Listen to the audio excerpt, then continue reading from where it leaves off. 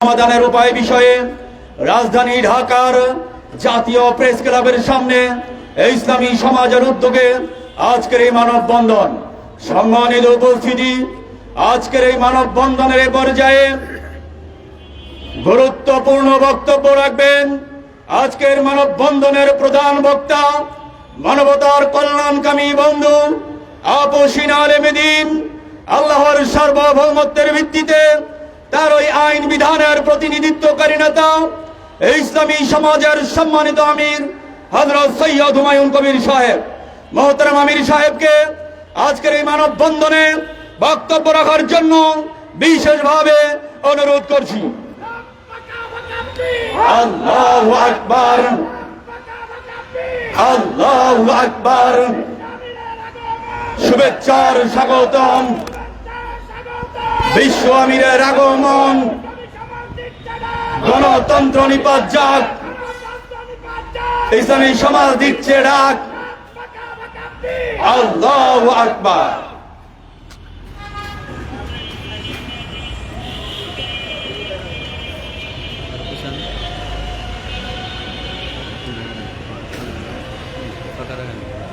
আসসালামু আলাইকুম ওয়া রাহমাতুল্লাহ। আমরা মহান রব, সার্বভৌম ক্ষমতার একমাত্র মালিক, বিশ্বজগতের সৃষ্টিকর্তা আল্লাহ তাআলার শুকরিয়া আদায় করি। সকলে বলি আলহামদুলিল্লাহ। সাথে সাথে রাসূল করিমের উপর দুরূদ পাঠ করি সাল্লাল্লাহু আলাইহি ওয়াসাল্লাম। সম্মানিত উপস্থিতি, বিভিন্ন শ্রেণী পেশায় নিয়োজিত সচেতন ভাই বন্ধুরা, বিশেষ করে সাংবাদিক বন্ধুগণ এবং শান্তি শৃঙ্খলার দায়িত্বে নিয়োজিত আমার প্রশাসনের ভাই বন্ধুরা, অনুপস্থিত দেশবাসী, বিশ্ববাসী ভাই ও বোনেরা, আপনাদের সকলের দৃষ্টি আকর্ষণ করে বলছি, বাংলাদেশ সহ সৌদি আরব সহ বিশ্বের বিভিন্ন রাষ্ট্রের অবস্থা ভালো নয়। মানবতা আজকে ধ্বংসের মুখোমুখি। মানুষ মানুষকে হত্যা করছে, মানুষ মানুষের রক্ত নিয়ে হোলি খেলছে। ক্ষমতাসীনরা ক্ষমতার অপব্যবহার করে মানুষের উপরে জুলুম, শোষণ, অত্যাচার, উৎপীড়ন চালাচ্ছে। এই অবস্থা আর কতদিন চলবে? এই অবস্থার অবসান হওয়ার সময় এসে গেছে। তাই আজকে ইসলামী সমাজের উদ্যোগে বিশেষ মানববন্ধন, শান্তির পথে এগিয়ে চলবে, সেই লক্ষ্যেই আজকে এই মানববন্ধন। শুধু ইসলামী সমাজ একা চলবে কেন? সরকারকে সাথে নিবে, প্রশাসনকে সাথে নিবে, দেশবাসী ভাই বোনদেরকে সাথে নিবে এবং হিন্দু, বৌদ্ধ, খ্রিস্টান সকলকে সাথে নিবে। কারণ দুনিয়ায় ধর্মের দিক দিয়ে সব মানুষ একমত নয়, কিন্তু শান্তির ক্ষেত্রে সকল একমত। আপনি যদি হিন্দুদেরকে জিজ্ঞাসা করেন শান্তি চান না অশান্তি চান, তাদের কেউ কি বলবে অশান্তি চাই? বৌদ্ধ, খ্রিস্টান, নাস্তিক, আস্তিক সকলেই বলবে কি চাই? শান্তি চাই। যেহেতু সকলে শান্তি চায়, শান্তির পথ খুঁজে বের করতে হবে, শান্তির পথে আমাদেরকে চলতে হবে, শান্তির পথে সমাজ এবং রাষ্ট্রকে নিয়ে আসতে হবে। এই ভূমিকা দিয়ে আমি বলছি, আজকের আমাদের আলোচনার বিষয় কি? সমাজ এবং রাষ্ট্রের মৌলিক সমস্যা সমূহ এবং তা সমাধানের উপায়।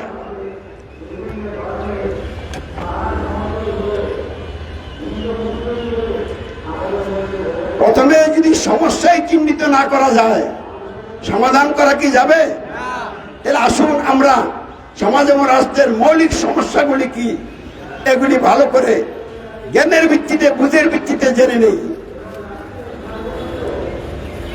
এভাবে অনেক সমস্যার দৃশ্য তো দেখছি, তো এগুলি আসল সমস্যা না, মৌলিক সমস্যা থাকার কারণেই এই সমস্যাগুলির সৃষ্টি হয়েছে। যেমন বর্তমানে বাংলাদেশে গ্যাসের সমস্যা, বিদ্যুতের সমস্যা, যার কারণে আন্দোলনের কথাও হচ্ছে। গ্যাস দে, পানি দে, বিদ্যুৎ দে, না হলে গদি ছেড়ে দে। এরকম বহু আন্দোলন হয়েছে। মানুষ গদিতে বসেছিল, গদি ছেড়ে দিয়েছে, সমস্যার তো সমাধান হয় নাই। শেখ হাসিনাকে আন্দোলন করে দেশ ত্যাগ করতে বাধ্য করা হলো, সে দেশ ত্যাগ করে গেল। জুলাই বিপ্লবের লোকেরা রাষ্ট্রীয় নেতৃত্বে আসলো, কিন্তু সমস্যার কি সমাধান হয়েছে? কেন হয় নাই? এটি আজকে আমাদেরকে খুঁজে বের করতে হবে। শুধু খুঁজে বের করলে হবে না, সমাধানের দিকে আমাদেরকে ঐক্যবদ্ধভাবে এগিয়ে চলতে হবে, তীব্র আন্দোলন গড়ে তুলতে হবে, যেন আন্দোলনের ধাক্কায় অশান্তির সব আগুন নিভে যায়। তাই আসুন আমরা সমাজ এবং রাষ্ট্র সম্পর্কে একটু কিঞ্চিত ধারণা নেই। সমাজ আর রাষ্ট্রের মধ্যে অন্যতম দুটো পার্থক্য হচ্ছে, সমাজের বল প্রয়োগের ক্ষমতা নাই, কিন্তু রাষ্ট্রের বল প্রয়োগের ক্ষমতা আছে। সমাজের জন্য নির্দিষ্ট ভূখণ্ডের দরকার হয় না, তো রাষ্ট্রের জন্য নির্দিষ্ট ভূখণ্ডের দরকার হয়। আমাদের এই বাংলাদেশ একটি রাষ্ট্র, এবং এই রাষ্ট্রে ধর্মীয় দিক থেকে সমাজ আছে না নাই? ধর্মীয় দিক থেকে সমাজ কয়টি? মুসলিম পরিচয় দানকারীদের ধর্মীয় সমাজ, হিন্দুদের ধর্মীয় সমাজ, বৌদ্ধদের ধর্মীয় সমাজ, খ্রিস্টানদের ধর্মীয় সমাজ। তাহলে ধর্মীয় দিক থেকে 4 সমাজের লোকেরা এই বাংলাদেশে বসবাস করে। এই 4 সমাজকে নিয়েই আবার একটা বৃহত্তর সমাজ গঠিত হয়েছে, যার নাম হলো গণতান্ত্রিক সমাজ। তাহলে গণতান্ত্রিক সমাজে হিন্দুরা আছে, বৌদ্ধরা আছে, খ্রিস্টানরা আছে, মুসলিম পরিচয় দানকারী লোকেরা আছে। এই যে গণতান্ত্রিক সমাজ, এই গণতান্ত্রিক সমাজের লোকেরাই আবার গণতন্ত্রের ভিত্তিতে সংবিধান রচনা করে এই সংবিধান দিয়ে একটা রাষ্ট্র গঠন করেছে, যার নাম হলো গণপ্রজাতন্ত্রী বাংলাদেশ। আমাদের বাংলাদেশের নাম কি? আমরা গণপ্রজাতন্ত্রী বাংলাদেশ মানি না, মানবই না। এই জন্য ফাঁসির মঞ্চ রেডি হলে, ফাঁসিতে ঝুলবো আল্লাহর ইচ্ছা হলে, কিন্তু গণপ্রজাতন্ত্রী বাংলাদেশ আমরা মানি না। আমরা মানি খিলাফত বাংলাদেশ। যেহেতু গণতন্ত্র মানি না, গণপ্রজাতন্ত্রী বাংলাদেশও মানি না। যদি এটাকে আপনারা ভালো চোখে না দেখতে পারেন, আপনারা আপনাদের শক্তি নিয়ে রাজপথে নামেন, দেখা যাবে আপনারা কয়দিন টিকতে পারেন। আমার রবের আযাব গজবের শিকার হয়ে তছনছ হয়ে যাবেন। ফেরাউন টিকতে পারে নাই, নমরুদ টিকতে পারে নাই, আবু জেহেল গঙ্গা টিকতে পারে নাই। আজকে আপনারা যারা আল্লাহর বিরুদ্ধে বিদ্রোহ করে তন্ত্রমন্ত্র দিয়ে রাষ্ট্র চালাচ্ছেন, আপনাদের শক্তি কতটুকু আছে? আপনারা তো কেউ ফেরাউন হইতে পারবেন না, নমরুদ হইতে পারবেন না, আবু জেহেল হইতে পারবেন না। অতএব সাবধান হয়ে যান, সতর্ক হয়ে যান, আর মহান রবের বিরুদ্ধে বিদ্রোহের পথে চলে নিজেদের জীবনটাকে ধ্বংস করবেন না। সমাজ এবং রাষ্ট্রের মৌলিক বিষয় 3টা। সমাজ এবং রাষ্ট্রের মৌলিক বিষয় 3টা। বিষয় কি 3টা বলছি? বিষয় অনেকগুলা, তো মৌলিক বিষয় কটা? 3টা। প্রথম মৌলিক বিষয় কি জানেন? আমাদের মাতৃভাষায় বাংলা ভাষায় সার্বভৌমত্ব, আইন বিধান ও শাসন কর্তৃত্ব। দ্বিতীয় মৌলিক বিষয় কি? মানুষের তীরে আইন বিধানের আনুগত্য স্বীকার। তৃতীয় মৌলিক বিষয় কি? মানুষের তীরে আইন বিধানের ভিত্তিতে নেতৃত্বদানকারী নেতার আনুগত্য স্বীকার। এগুলি হলো সমস্যা। সমাজ এবং রাষ্ট্রের 1 নম্বর বিষয় হলো সার্বভৌমত্ব, আইন বিধান, শাসন কর্তৃত্ব। 2 নম্বর বিষয় হলো দাসত্ব, আইনের আনুগত্য। 3 নম্বর বিষয় হলো নেতার নেতৃত্বের আনুগত্য, অনুকরণ। এই 3টি বিষয়ের ক্ষেত্রে যদি সার্বভৌমত্ব, আইন বিধান করতে মানুষের হয়, এটা হলো মানুষের জীবনের 1 নম্বর সমস্যা, সমাজ এবং রাষ্ট্রের 1 নম্বর সমস্যা। যদি সমাজ এবং রাষ্ট্র পরিচালনায় মানুষের আইনের আনুগত্য হয়, এটা হলো 2 নম্বর সমস্যা। যদি সমাজ ও রাষ্ট্রকরণ পরিচালনার জায়গায় মানুষের তীরে আইন বিধান দিয়ে যারা নেতা সরকার তাদের আনুগত্য করা হয়, এটা হলো 3 নম্বর সমস্যা। তাহলে সমাজ এবং রাষ্ট্রের তথা মানব জীবনের 1 নম্বর মৌলিক সমস্যা কি? মানুষের উপরে মানুষের সার্বভৌমত্ব, আইন বিধান ও শাসন কর্তৃত্ব। 2 নম্বর সমস্যা কি? মানুষের মন করা আইন বিধানের আনুগত্য। 3 নম্বর মৌলিক সমস্যা কি? মানুষের তীরে আইন বিধান দিয়ে যারা নেতা সরকার এইসব নেতাদের আনুগত্য, অনুসরণ, অনুকরণ। এই 3টা হলো সমাজ ও রাষ্ট্রের মৌলিক সমস্যা। আমাদের এই বাংলাদেশে এই 3টা সমস্যা আছে কিনা? গণতন্ত্রের মাধ্যমে সমাজ ও রাষ্ট্রকরণ পরিচালনায় জনগণ সকল ক্ষমতার মালিক, সার্বভৌমত্ব জনগণের। জনগণের ভোটে যারা এমপি তারা হলো সমাজ ও রাষ্ট্রের জন্য আইনদাতা, আইন বিধান হলো এমপি গণের। আর যারা সরকার মন্ত্রী তারা হলো সমাজ ও রাষ্ট্রের জন্য শাসনকর্তা। এর বাংলাদেশে শাসন কর্তৃত্ব মন্ত্রীদের, আইন বিধান এমপিদের, আর সার্বভৌমত্ব জনগণের। জনগণও মানুষ, এমপিও মানুষ, মন্ত্রীও মানুষ। তাহলে সমাজ ও রাষ্ট্রকরণ পরিচালনায় আমাদের এই প্রিয় বাংলাদেশে সার্বভৌমত্ব, আইন বিধান, শাসন কর্তৃত্ব মানুষের, এটা প্রতিষ্ঠিত হয়ে আছে। এটা কিভাবে প্রতিষ্ঠিত হয়েছে?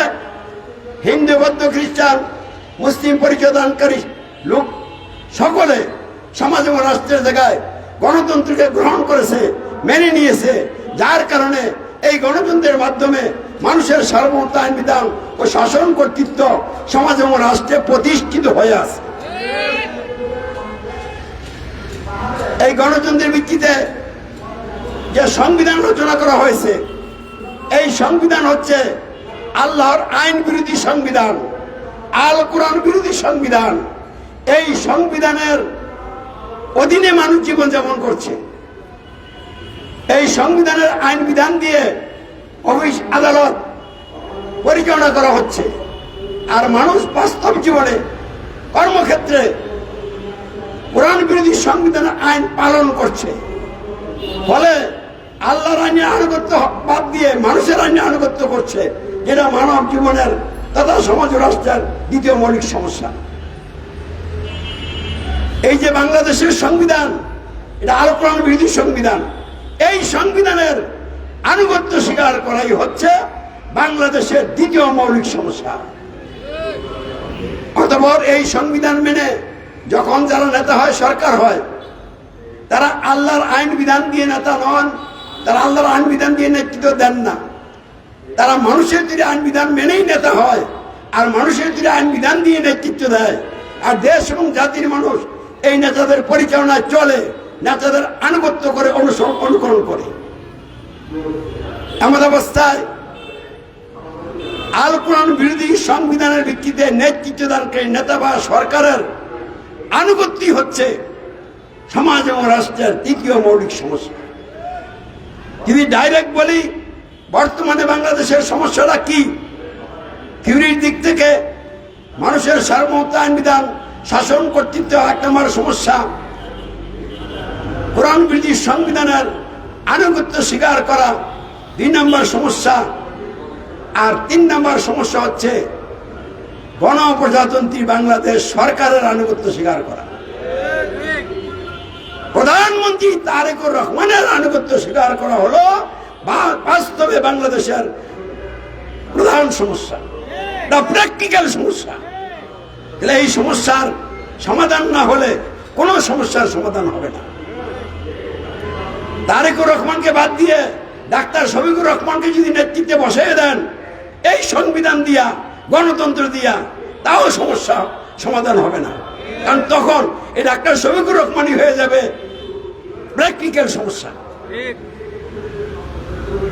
শুধু এটা বাংলাদেশের জন্য নয়, সারা পৃথিবীর সকল রাষ্ট্রের জন্যই এই কথাটা গ্রহণযোগ্য এবং এটা যথাযথভাবে হিট হয়।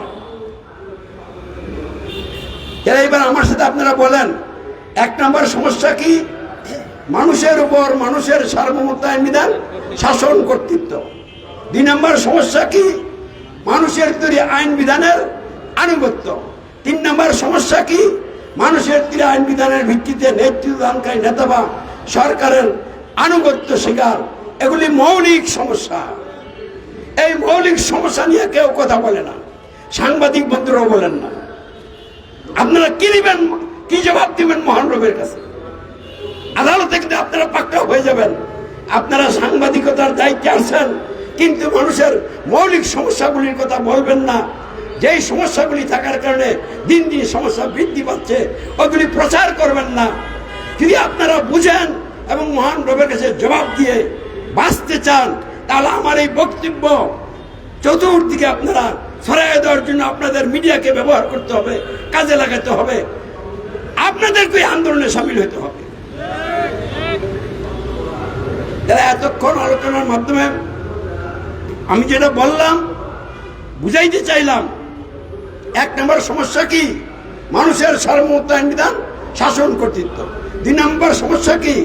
মানুষের তীরে আইন বিধানের আনুগত্য। 3 নম্বর সমস্যা কি? মানুষের তীরে আইন বিধানের ধারক বা নেতা বা সরকারের আনুগত্য। এই 3টা সমস্যাকে প্রমোট করেছে, প্রতিষ্ঠিত করেছে গণতন্ত্র। তাহলে গণতন্ত্রই সবচেয়ে বড় সমস্যা। আর সরকার, আলেম ওলামা সকলে গণতন্ত্রের জন্য পাগল। এই গণতন্ত্র শুধু দুনিয়ার সমস্যা নয়, আখিরাতের সমস্যা। কারণ মহান রব আল্লাহ তাআলা মানব জাতির কল্যাণের জন্য দুনিয়ায় সুখে শান্তিতে সকল ন্যায্য অধিকার নিয়ে শান্তিপূর্ণভাবে বসবাস করার জন্য এবং আখিরাতের জীবনে জাহান্নামের কঠিন আযাব থেকে রক্ষা পেয়ে চিরসুখের স্থান জান্নাত লাভের জন্য পাঠালেন ইসলাম। বলুন আলহামদুলিল্লাহ। এই ইসলামই আল্লাহর নিকট গ্রহণযোগ্য একমাত্র ব্যবস্থা। আল্লাহ বলেন বিসমিল্লাহির রহমানির রহিম, ইন্নাদ দীনা ইনদাল্লাহিল ইসলাম। নিশ্চয়ই আল্লাহর নিকট গ্রহণযোগ্য একমাত্র ব্যবস্থা হচ্ছে ইসলাম। আল্লাহ রাব্বুল আলামিন আরো বলেন, ও মাইয়াবতাগি গায়রাল ইসলামে দীনান ফালা ইউকবালা মিনহু ওয়া হুয়া ফিল আখিরাতি মিনাল খাসিরিন। যদি কোনো ব্যক্তি ইসলাম ছাড়া অন্য কোনো ব্যবস্থা তালাশ করে, তার নিকট থেকে সেই ব্যবস্থা কখনো গ্রহণ করা হবে না, আর সে আখিরাতের জীবনে হবে ক্ষতিগ্রস্তদের অন্তর্ভুক্ত, জাহান্নামীদের দলভুক্ত। তাহলে গণতন্ত্র, রাজতন্ত্র, সমাজতন্ত্র, সামরিকতন্ত্র ইত্যাদি যত তন্ত্রমন্ত্র আছে, এটি একটা আল্লাহ দেয় নাই, মানুষ রচনা করেছে। আল্লাহ বলে দিয়েছেন ইসলাম ছাড়া যে কোনো ব্যবস্থা তালাশ করলেই জাহান্নামে যেতে হবে। তো বাংলাদেশের মানুষ এই 55 বছর যাবৎ গণতন্ত্র খালি তালাশ করে নাই, গণতন্ত্র মেনে গণতন্ত্র অধীনে বন্দী হয়ে জাহান্নামের আসামি হয়ে গেছে। তারা এই গণতন্ত্রের লোকদেরকে কোথায় নিয়ে যাবে? জাহান্নামে নিয়ে যাবে। এই গণতন্ত্র একদিকে দুনিয়ার জীবনে অশান্তির আগুন জ্বালিয়ে দিয়েছে, আরেকদিকে লোকদেরকে জাহান্নামে নিয়ে যাচ্ছে। অতএব গণতন্ত্রকেই নির্মূল করতে হবে, মূলোৎপাটন করতে হবে, খতম করতে হবে, দাফন করতে হবে।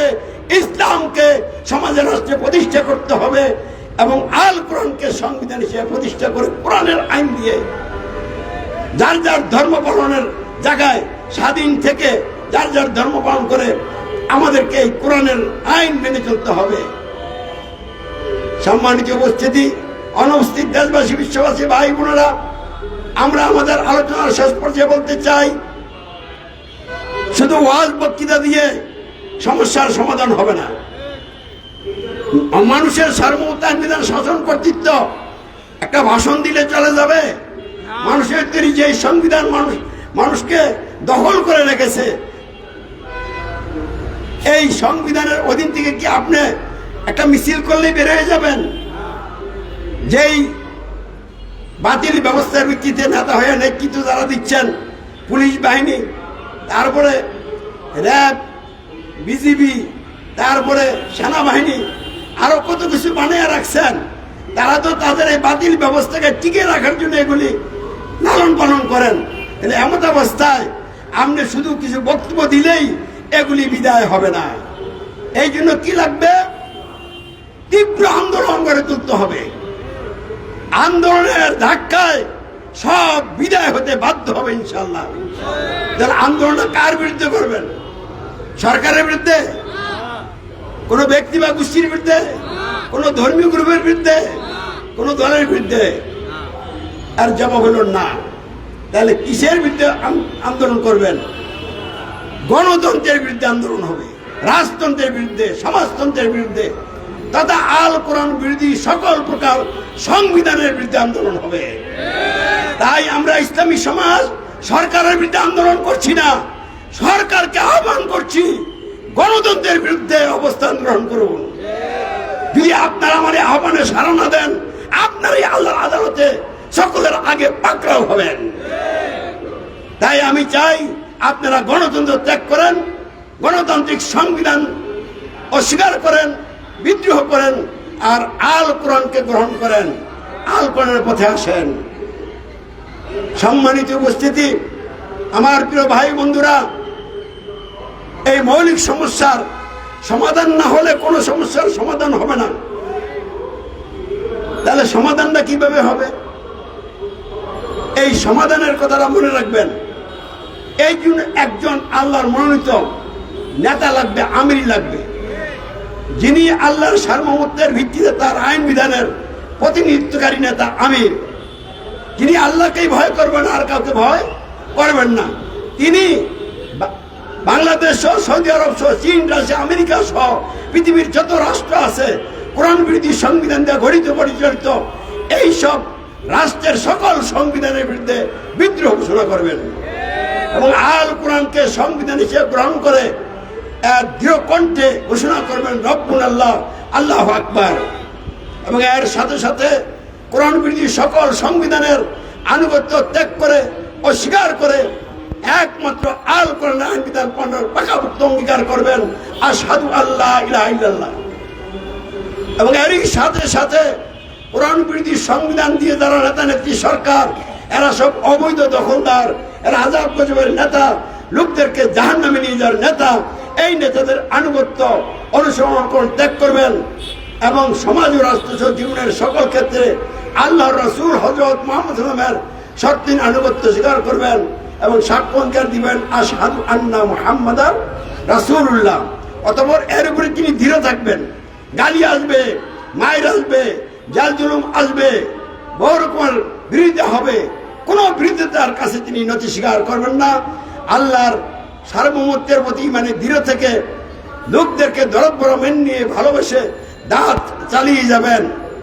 এই ধরনের একজন আমিরের প্রয়োজন হবে। কিসের জন্য মনে রাখছেন কিনা?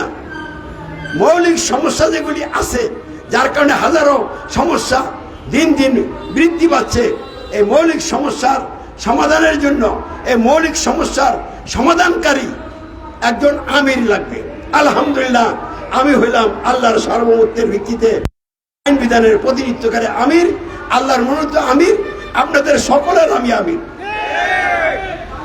ইন্ডিয়ার সরকারের আমির, আমেরিকার ডোনাল্ড ট্রাম্পের আমি আমির, সারা পৃথিবীর সকল মানুষের সকল বিষয়ের জন্য আমি আল্লাহর বিধান মোতাবেক আমির। আমাকে আপনারা মানলো আপনাদের আমির, না মানলো আমি আপনাদের আমির, কারণ আমি কোনো পাবলিক দ্বারা নির্বাচিত হই নাই, আল্লাহর বিধান মোতাবেক আমি আমির। এই জন্য আল্লাহ রসুলকে সকলে মেনে নেয় নাই, তাই বলে কি যারা মেনে নেয় নাই তাদের জন্য আল্লাহ তাকে রাসূল মনোনীত করেন নাই? অবশ্যই করেছেন। ঠিক আমির যিনি হবেন, তিনি কোনো এক দেশের আমির হবেন না, এলাকার আমির হবেন না, একটা দলের আমির হবেন না।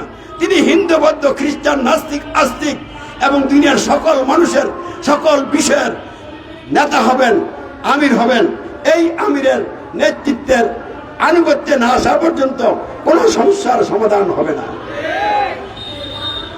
তাহলে এই মৌলিক সমস্যাগুলির সমাধানের জন্য এক নম্বর বিষয় কি?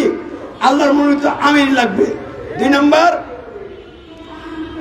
এই আমির লোকদেরকে দাওয়াত দিবে।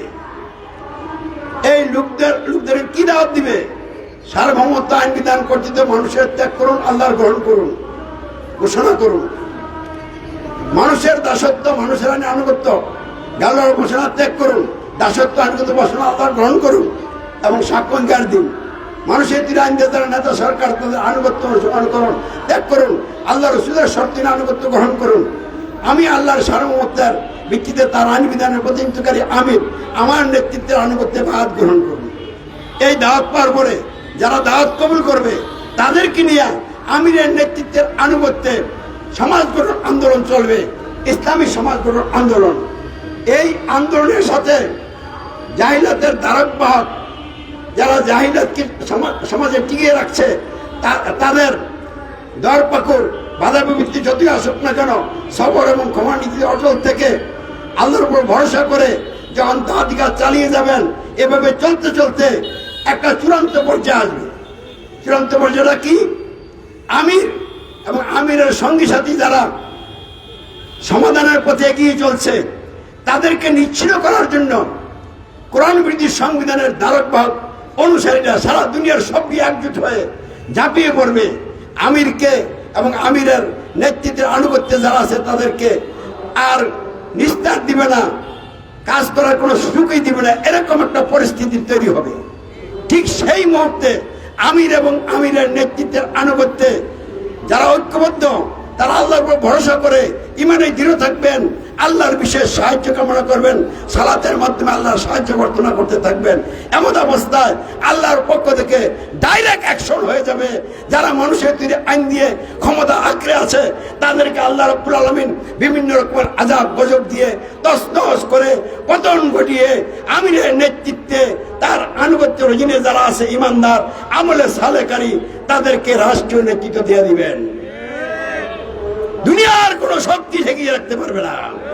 এভাবে যখন রাষ্ট্রীয় নেতৃত্ব আমিরের হাতে আসবে, ইমানদারগণের হাতে আসবে, তখন তারা পর্যায়ক্রমে মানুষের আইন শরিয়া আল্লাহর আইন চালু করবেন, সমাজকে অচল করবেন না, সচল রেখে পরিবর্তন করবেন, বিপ্লব ঘটাবেন, সকলকে সাথে নিয়ে কাজ করবেন।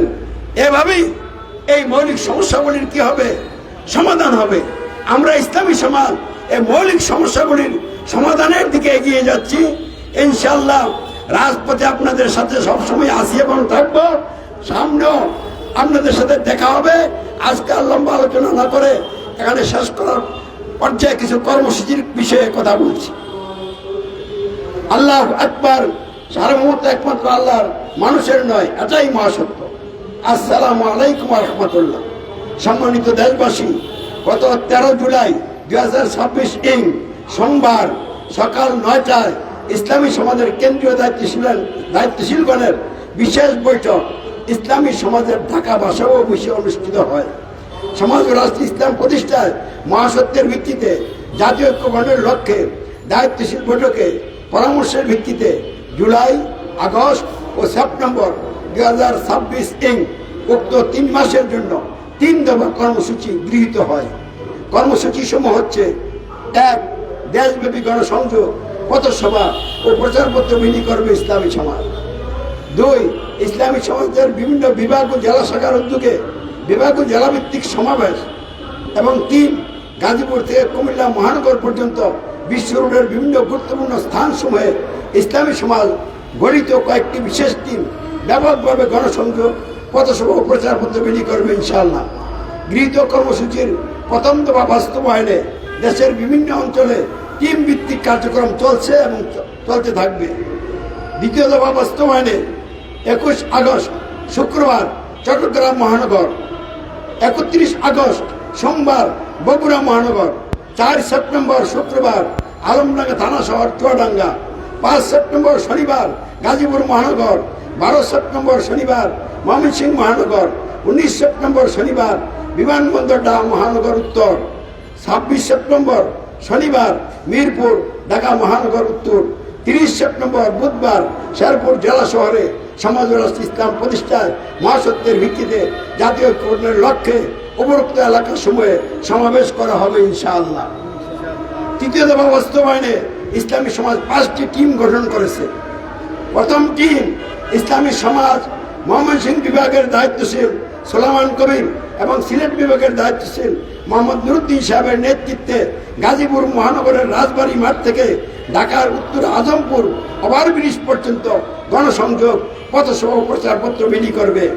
দ্বিতীয় টিম ইসলামী সমাজ ঢাকা বিভাগীয় অঞ্চল 1-এর দায়িত্বশীল মোহাম্মদ ইউসুফ আলী মোল্লা এবং খুলনা বিভাগীয় অঞ্চল 2-এর দায়িত্বশীল আসাদুজ্জামান বুলবুলের নেতৃত্বে উত্তর আজমপুর ওভারব্রিজের পর থেকে রামপুরা ব্রিজ পর্যন্ত গণসংযোগ, পথসভা ও প্রচারপত্র বিলি করবে।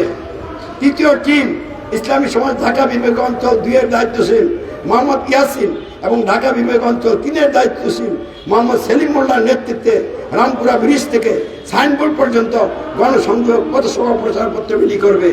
চতুর্থ টিম ইসলামী সমাজ খুলনা বিভাগীয় অঞ্চল 1-এর দায়িত্বশীল মোহাম্মদ আলী জিন্না, রাজশাহী বিভাগের দায়িত্বশীল হামিজুর রহমান এবং রংপুর বিভাগের দায়িত্বশীল সাইফুল ইসলামের নেতৃত্বে নারায়ণগঞ্জের সামারপাড় থেকে দাউদকান্দির রায়পুর বাজার পর্যন্ত গণসংযোগ পথসভা ও প্রচারপত্র বিলি করবে।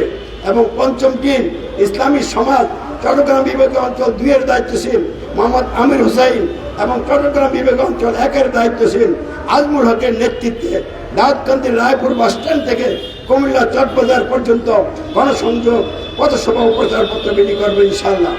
ইসলামী সমাজ গৃহীত কর্মসূচি বাস্তবায়নে সরকার, প্রশাসন এবং দেশবাসী সকলের আন্তরিক সমর্থন ও সহযোগিতা প্রত্যাশা করছি।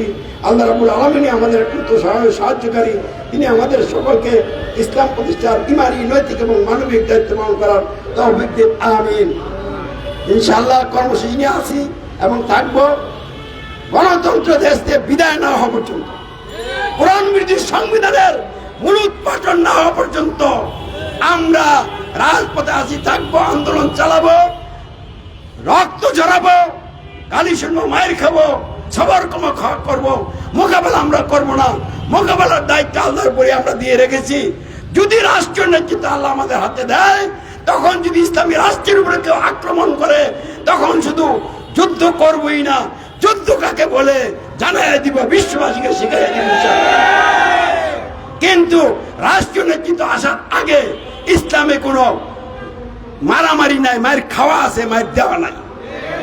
আল্লাহ রসুল হযরত ইসলাম মক্কা জীবনের 13 বছরে একবার মায়ের খাইছেন। মদিনার রাষ্ট্রীয় নেতৃত্ব লাভের পরে সশস্ত্র লড়াই করেছেন। যারা ইসলাম প্রতিষ্ঠার নামে, কিতালের নামে বোমাবাজি করেন, মানুষ হত্যা করেন, এটা ইসলাম প্রতিষ্ঠার কাজ না, এগুলি সন্ত্রাসী কর্মকাণ্ড। তারপর যারা ইসলাম প্রতিষ্ঠার নামে গণতন্ত্রের জোটভোট নির্বাচন করেন, এটা ইসলাম প্রতিষ্ঠার পথ তো, এটা জাহান্নামের পথ। উদাহরণস্বরূপ আমি বলতেছি, কারো বিরোধিতা করার জন্য না, কিছু ইসলামী দল এমপি হয়েছে নি এবার, তো ইসলামী দলের যারা এমপি তারা শপথ করছে নি, কি শপথ করছে? বাংলাদেশের যে সংবিধান, এই সংবিধানের আইন বিধান পালন করিব। তাহলে একজন ইমানদার ব্যক্তি কি মানুষের আইন পালন করিব ওয়াদা করতে পারে? এই ওয়াদা করার কারণে মানুষকে ইলাহা গ্রহণ করা হয়েছে, লা ইলাহা ইল্লাল্লাহ নাই।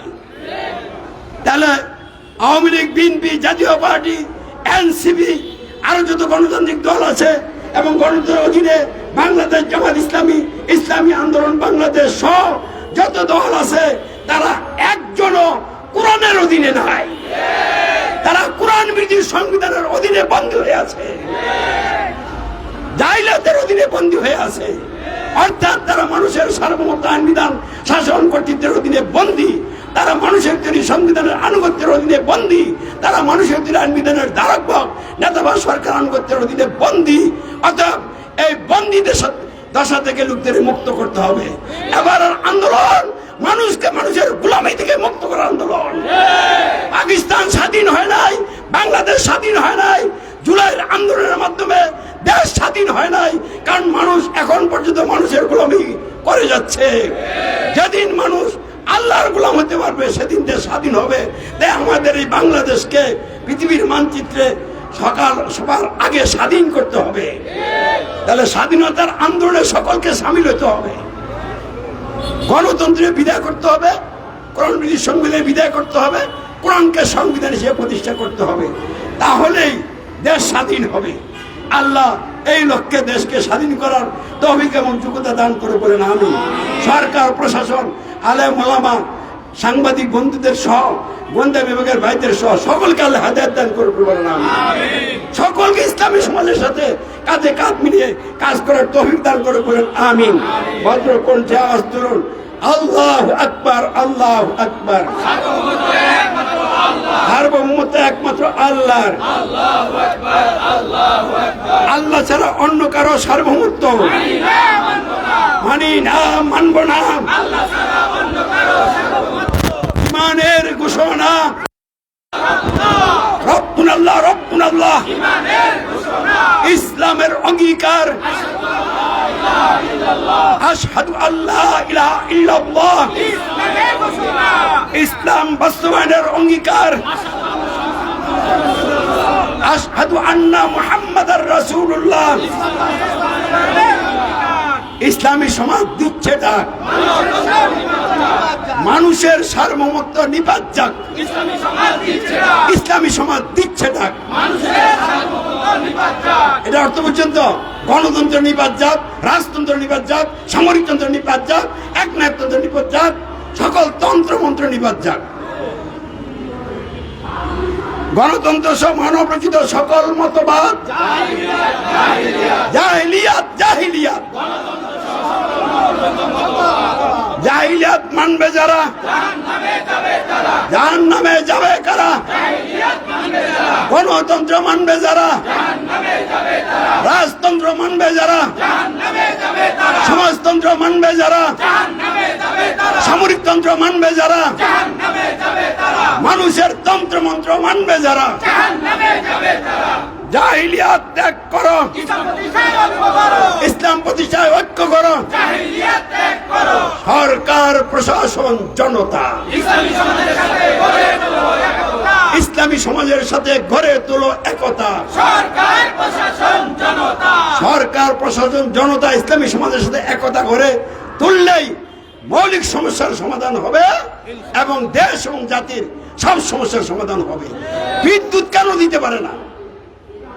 উৎপাদন কম করে, টাকা পয়সা বিদেশে জমায়, ভোগ বিলাস করে, এই জন্য বিদ্যুৎ উৎপাদন করতে পারে না। জনগণের চাহিদা অনুযায়ী বিদ্যুৎ উৎপাদন হলে বিদ্যুতের ঘাটতি হবে। তাহলে যারা ক্ষমতা আছে তারা কি কোনোদিন চাহিদা অনুযায়ী বিদ্যুৎ তৈরি করতে পারবে? কারণ তারা তো লুটপাটকারী, তারা তৈরি করতে পারবে না। অতীতের সরকারও পারে না, এই সরকারও পারবে না। তারপরে গ্যাসের ব্যবস্থা যদি যথাযথ থাকে তাহলে তার অভাব হবে না। তাহলে আপনি দিতে পারছেন না কেন? উত্তোলন করতে পারছেন না। টাকা পয়সা কোথায় খরচ করছেন? আলতু ফালতু কাজে খরচ করছেন। যেখানে খরচ করা দরকার এখানে করেন নাই। যিনি নেতৃত্ব দিবেন তার কোনো ব্যাংক ব্যালেন্স থাকবে না, তার সহায় সম্পদ বলতে কিছু থাকবে না, পাইলে খাবে না পাইলে উপোস থাকবে। এই ধরনের একজন নেতার নেতৃত্বে পূর্ণাঙ্গ ইসলামী বিপ্লব ছাড়া দেশ এবং জাতির কোনো সমস্যার সমাধান হবে না। তাই আজকে আপনাদের বিদায় নিচ্ছি। সকলকে ধন্যবাদ। সালাম, আসসালামু আলাইকুম ওয়া রাহমাতুল্লাহ।